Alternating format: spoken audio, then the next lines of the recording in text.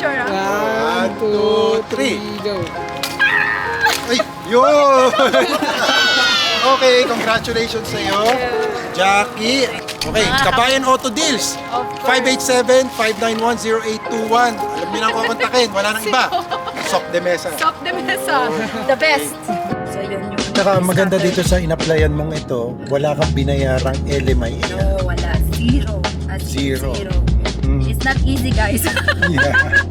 So from visitor, and then umattend ka ng job fair, nakahanap ka ng employer Yes. na nagbigay ng LMIA. Yes, Okay. that's correct. So that's good for you kasi maraming mga kababayan dito sa Canada na naghanap ng employer na magpo-provide sa kanila ng LMIA. Okay. At yung iba nga na mention mo, may sinisingil. I know, yeah. That's the...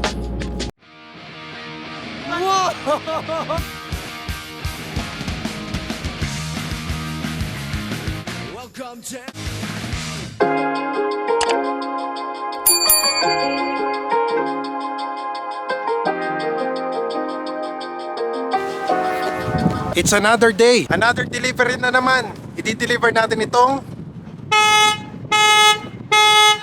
Nissan Sentrang ito sa customer natin sa Calgary. At alam nyo ba, almost 30 minutes lang after naming masend yung kanyang application for this car, na-approve agad siya. Grabe ang bango. Smells like brand new.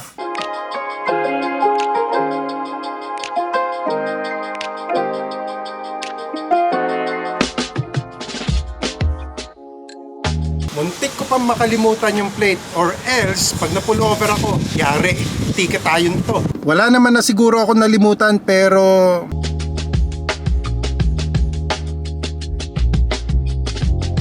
Will that complete your order for today? yes please, thank you. Alright, it's just going to be at the second window pickup one, please. Okay. Thank you. Coffee muna tayo kasi 3 hours ang biyahe. Mahaba-haba yun. Baka antukin tayo. So, eto, panlaban natin sa antok. And hindi na ako mag-stop over para hindi masayang ang oras ko.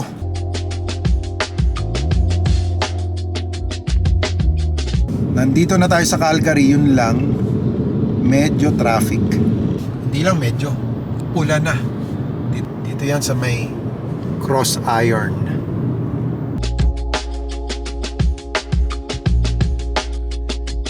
Eto ang tropa, oh.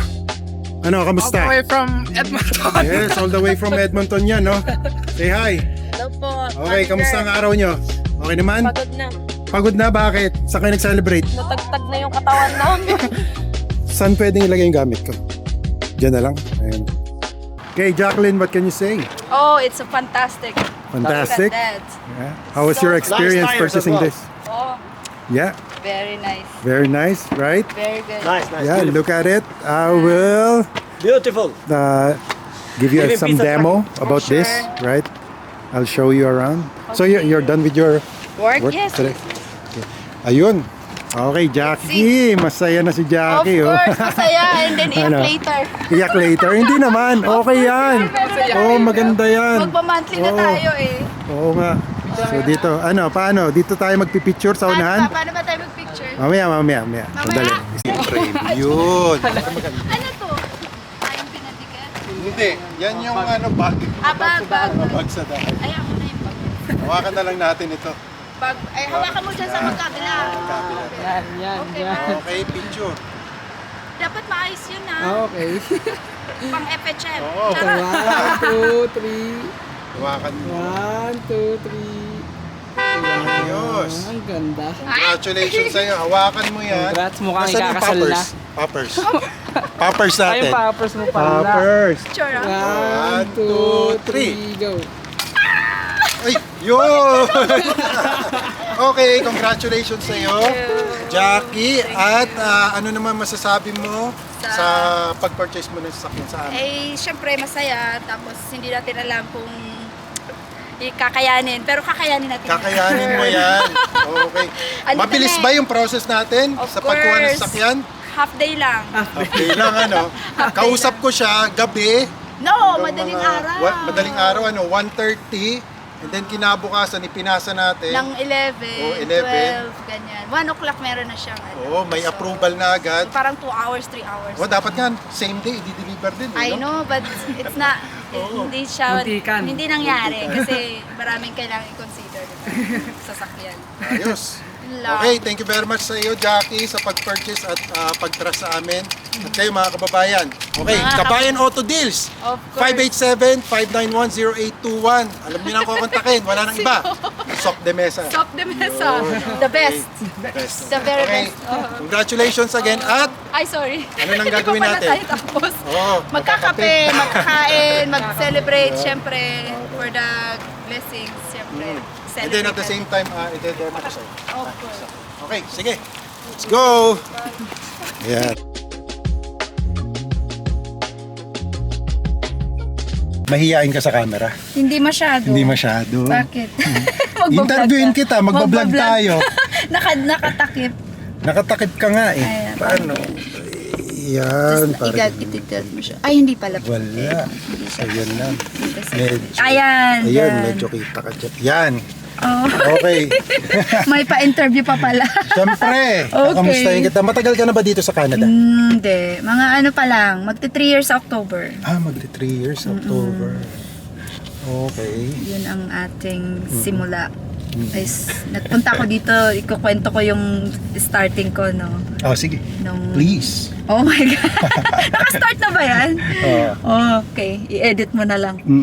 So, ano na ba ang kwento ko? Yung So, dumating isang ka dito sa Canada, 20. student ka? No. Visitor. Visitor. Okay. As a visitor. Way back then, sabi ko nga sa'yo, ikwento ko na, napakahigpit nung time na yun kasi ang dami nilang ino-offload. It's because ayaw nila na pumunta ka dito sa ibang bansa na to, yun ang reason nila before na ano bang gagawin mo doon?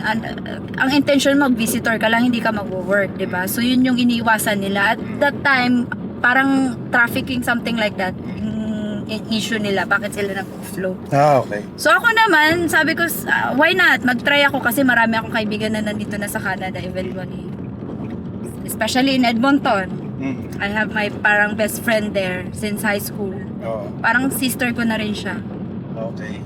So siya yung, hindi siya nag-encourage actually, diniscourage niya nga ako mag-Canada. Sabi niya, look, tingnan mo yung situation namin, kahit ng asawa ko, truck driver, hirap pa rin kami kasi syempre dalawa yung anak niya, tapos sabi niya sa akin, ang gastusin dito, hindi katulad sa Pilipinas, na pwede kang, kahit kumuha ka ng talbos ng kamote dyan, mabubuhay ka. So yun yung kwento niya. So sabi ko naman, nakarating nga kayo dyan, why not ako hindi, di ba? For example, sabi niya sa akin, kung may negosyo ka dyan sa Pilipinas, bakit hindi ka na lang magstay? Sabi ko naman, syempre after pandemic time, hindi na naging okay yung negosyo. Ang dami ng, alam mo yun, hindi na naging okay yung lahat. Kaya sabi ko, parang napapagod na ako, hindi ako compensated. Why not mag-abroad ako? Pero hindi ko naman ginagaranti sa sarili ko na makakapag-work talaga ako since visitor lang ako, no? Oh. I try my luck, bakit hindi? Wala namang no harm for trying, right? So sabi ko naman, sige, try ko. Then after 4 days, may auntie ako dito sa Douglas Glen, dito sa south area ng Calgary. Sabi niya sa akin, andito ka na pala kasi hindi ko sinasabi. Dahil ako yung tao na ayoko nang may inaabala ako na tulungan mo ako makarating dyan. Kasi ganito, ganyan. Hindi. Gusto ko ako sa sarili ko mismo. Very independent kasi ako since young. So sabi niya sa akin, bakit hindi ka nagpasabi na dito ka na pala? Sabi ko, wala, try ko muna dito sa Edmonton maghanap. Nagulat na lang siya na dito ka na. Yes, kasi nakita niya sa picture sa Facebook. So sabi ko, try ko dito sa Edmonton. Kaya lang ang problema mo that time, ang daming bilihan ng LMIA, something like that. So meron ngang offer, okay, sa warehouse, as a supervisor. Ngayon, babayaran ko sila ng 10,000 Canadian dollars. Sabi ko, Grabe, ano? why I'm paying this much if I can work with free, you know, free LMIA and stuff. So, okay, sabi na natin, pumunta ka dito sa Calgary, merong job fair. Oh, okay. So sabi ko, sige, pupunta ako dyan. Ay, kinabukasan, nag-pack ako agad. Sabi ko, sige, pupunta ako dyan. Pagdating ko, tiningnan namin kung totoo yung job fair na gagawin after tomorrow. So, totoo nga, 5 o'clock nandun na ako. kami pala, ang auntie ko, sinamahan ako. Sabi ko, sige, ganito ba talaga mag-apply dito? Sobrang aga. Ang aga Sabi ng masyado. auntie ko, ano? syempre, para ikaw ang mauna sa Oo nga, interview. yun naman talaga yun. Diretso ka lang. Sige. So, somehow, sabi ko, okay, sige. Down na ako. Sabi ko, naiinip na ako. Magto 3 hours na kami nag-aantay doon. Ang interview is 9 or 10 pa yata. Ang dami naman ng pumunta. Mga 100 siguro yun. So, ako naman, syempre, bilang Pilipino, andun ka na embrace mo na yung opportunity. So, pumunta ako doon, 7 o'clock doon sa parang gate, your main door. Sabi nung... Maraming pila. Marami nang nakaabang actually. Hindi sila nakapila kasi alam nga nila 9 mag-o-open. Okay. So sabi ko doon, 7 o'clock, try ko nga, maglakad-lakad ako. Tapos nag-aayos na sila ng barricade nilang ganyan. Sabi nung vice president pala yung nag-aayos na yun. Sabi niya, why you're so early? Sabi ko, oh, this is only the opportunity I know that I can have. Sabi ko, so I better early than sorry. Sabi ko, Yeah, oh, you're I so know. smart. Sabi niya ganon. Yun ang technique. Sabi kong ganon, okay. Sabi niya, sige, you gonna go inside. So, you do your interview. Oh, okay. Tapos may mga Pilipino pa doon. Ang dami. Sabi nila, oh, mag-pray tayo, mag-pray. Sige. O, di nag-pray kami before na interview open. Tapos yun. Tapos sabi ko, sige. Tapos ang nakapag-interview sa akin is parang puti na ang asawa niya is Cebuana. Oh, okay. Taga Cebu That's good. siya. So sabi niya sa akin, Taga Cebu ka rin ba? no, I'm Masbate City talaga originally, born and raised until 15. So I'm an island girl actually. Island girl, So yeah. yun. So bilang ano nga tayo, 'di ba? Hindi naman tayo tawag dito, hindi tayo mahiyain, hindi naman tayo masyadong confident masyado din. So sabi ko sige, try my luck lang. So yun, sa interview sa akin ganito. Yung in general, sabihin, can you tell about yourself? Sabi ko, mga ganun questions. yes, very simple. Ang interview dito hindi katulad sa Pilipinas na kailangan alamin nila kung saan ka nag-aaral, anong mga na-achieve mo. Hindi dito. They need to know how you deliver yourself, how positive you are, ganun lang. Very simple, walang kahasil-hasil. Basta ipakita mo sa kanila during interview na very reliable and alam mo yun, ka talaga sa sarili mo. 100%. Confident. Confident, yun lang. Yun lang ang kailangan nilang dalhin sa interview para mas sila ma-hire. Kasi dito, hindi mo kailangang magpakita ng kahit na achievement mo in the beginning Kasi in real life, dun sa real world ng work, dun mo napapatunayan sa kanila kung ano ka sa work. Ganun dito. Kayo. Somehow. Ilan kayo natanggap na? 6 lang out of 100. Dami nag-apply, Yes, 2 cook na Pilipino, 2 kitchen helper, at 2 key holder. Which is ako yon at isang Pilipina din na taga somewhere in Quezon. So same company yun, di ba? Yes, Oo. in Linas. But they have 5 branches. So yun, tigda 2 sa isang branch. So yun yung Tsaka maganda scattered. dito sa in-applyan mong ito, wala kang binayarang LMIA. No, wala. Zero. As in Zero. zero. But they need to try you first in 14 days. If you are, what you call this? If you are able to get this LMIA really, because they need to secure their company too. So for 14 days, we are working there for free. For free. Yes. To let them know that we are capable and able to do the job as a being key holder. It's not easy, guys. Yeah. So from visitor, and then umattend ka ng job fair, nakahanap ka ng employer Yes. na nagbigay ng LMIA. Yes, Okay. that's correct. So that's good for you kasi maraming mga kababayan dito sa Canada na naghanap ng employer na magpo-provide sa kanila ng LMIA. Okay. At yung iba nga na mention mo, may singisingin. I know, Diba? yeah. That's the before, way back then, kasagsagan ng mga bentahan ng LMIA. But, Okay. it's not 100%.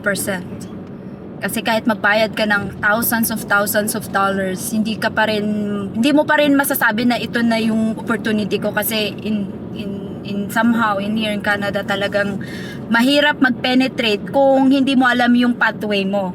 Eventually, if you already have a work permit, kung hindi mo alam siya i-navigate, ito bang offered sa akin a pathway for PR. Yun. Kasi Ang kailangan somehow, talaga. hindi talaga siya nagmamatter kung anong trabaho mo kung wala kang pathway. Mm-mm. For example, sa PNP, ang tourism hospitality before is okay, but now it's closed. Actually, because na ano na nila yung quota nila eh. Na ito lang yung kailangan nila for the hospitality, tourism hospitality. So, kung hindi mo alam, pumunta ka sa ibang province or mag-search ka ng ibang province na pwede kang ma-PR doon. Ma-PR. For example, sa Atlantic, sa Newfoundland, St. John, Labrador, yun lang ang pwede mong puntahan na alam mong ma-PR ka in 2 years time. Kasi doon, mangkunti ang tao. Sa parang island eh. Ano masabi mo doon sa mga iba na nagsasabi na wala daw mahanap ng trabaho dito sa Canada? Ang ano ko dyan, ang take ko dyan, maraming trabaho. Ang hindi ko lang maintindihan kung bakit sa dami ng trabaho hindi nila mahanap. Yun nga. Kasi siguro ang nangyayari dyan, nakahanap sila pero kulang ang, alam mo yun, yung pursige, yung Oo. pagpupursige na makahanap. Kasi ang daming work eh, bakit hindi ka makahanap kahit isa? Yun nga. Wala siguro sa tao yun eh. Kumbaga sa kung paano ka talaga maghanap. Maghanap ka. Kasi somehow ang dami niyan. Biruin mo, yung iba nga halos expired na pero bakit sila nakakuha ka agad? Ayun yung ano doon. Yun yung parang, ano man tawag doon? Hindi naman sa pagalingan dito eh. Kumbaga hindi din naman sa luck. Kundi maghanap ka talaga at saka syempre mag-pray ka rin kung ano bang intention mo talaga, bakit ka nandito sa Canada. Kasi ang tao dito, sa pagkakaalam ko, sa dami na nakausap ko, may kwento sila palagi. Hindi sila pumunta dito ng easy lang. Ang dami yan galing ng Saudi, galing Hong Kong, nagpunta dito as a cleaners, nagpunta dito as a dishwasher. So kung ikaw naghahanap ka ng trabaho tapos mapili ka, hindi ka talaga makakahanap. Yun nga. Kasi bakit ka mamimili kung alam mo naman sa sarili mo na hindi ka pa talaga equipped? Maging mapili ka na lang kung nag-aral ka dito sa Canada at experience-wise, meron ka nun, sige, mamili ka. Kasi somehow marami ka talagang makikitang work. Pero, ang tanong doon, willing ka ba mag-downgrade muna? Kasi sa atin, doktor ka eh. O sabihin, bakit ako magiging dishwasher? Eh, doktor ako sa atin. Yun ang stepping willing ka stone bang eh. mag-back to zero? Yes, ang question number 1. Back to zero at willing ka pa mentally, willing, ano tawag doon? Prepare ka ba mentally, emotionally? Kung ano ba yung magiging trabaho mo? Kasi dito, kahit na office workers ka, hindi rin madali. Kasi ang dami mong competition.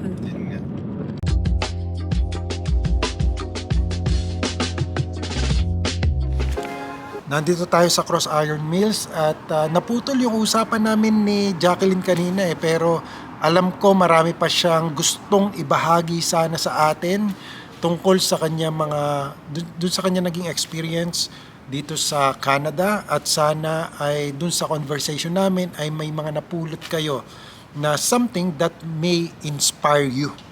Okay? At alam ko na si Jacqueline ay gagawa daw siya ng sarili niyang Facebook page or YouTube channel. So abangan niyo po yan at i-follow niyo rin po siya mga kababayan if magkaroon na siya ng kanyang sariling Facebook or YouTube channel. And that's it for me today mga kababayan. I hope you like this video. If you do, please give it a thumbs up. And as always, more tips, information, buhay sa Canada to come. I will see you, God willing, on my next video. Samahan nawa kayong parati ng Panginoon sa inyong pang-araw-araw na buhay at magandang araw po sa inyo lahat.